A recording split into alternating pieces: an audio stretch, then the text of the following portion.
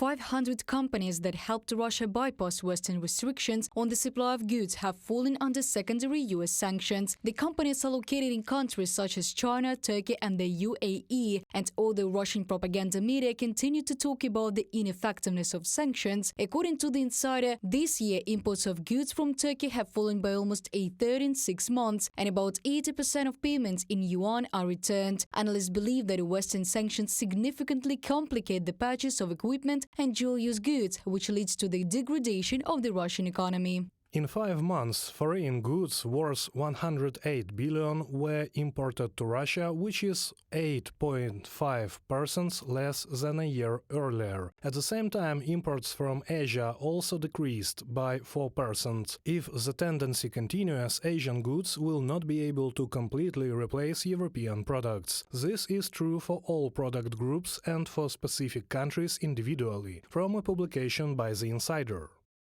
In the next 6 months to a year, prices for imported equipment and clothing may rise significantly and store shelves may become empty, analysts warn. The reason is sanctions and problems with logistics. The Russian economy is currently experiencing the largest overheating in the last 16 years. The central bank says that the country's labor force and production capacity reserves are almost exhausted. And although the country's GDP is increasing due to financial injections into the production of weapons for the war against Ukraine, inflation is also accelerating and Russians are facing rising prices.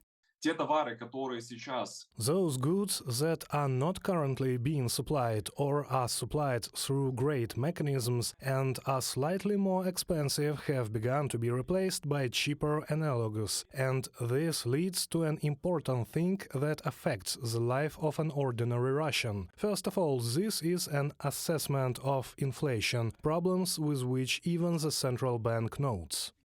The Kremlin waging an aggressive war against Ukraine is losing the battle of inflation, writes the Wall Street Journal. It is growing much faster than the April forecast of the Bank of Russia. Therefore, it was also decided to raise the key interest rate to 18% per annum. Russians are increasingly unable to cope with the debt servicing, and they began to ask banks to restructure loans.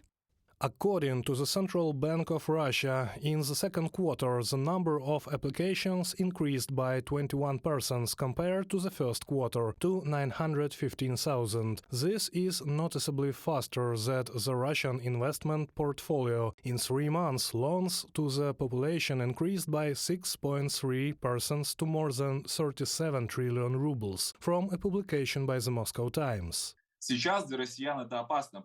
This is dangerous for Russians now, because rising salaries encourage them to estimate that future incomes will be able to cover more loans that they will take out. However, given that the economy is currently in a state close to stagnation, this may lead to the fact that the increased burden on Russians will lead to them not being able to pay these loans when income problems begin to convert into a decline in real income. Russian state-owned companies are also facing financial difficulties. Diplomatic missions, representative offices of government agencies and international organizations, as well as foreign branches and offices of state corporations. As the Moscow Times writes, due to Western sanctions, employees abroad cannot receive salaries. Now Moscow has to pay in cash in briefcases. Reported by Diana Kolesnik, Nikita Skoblikov, UATV News.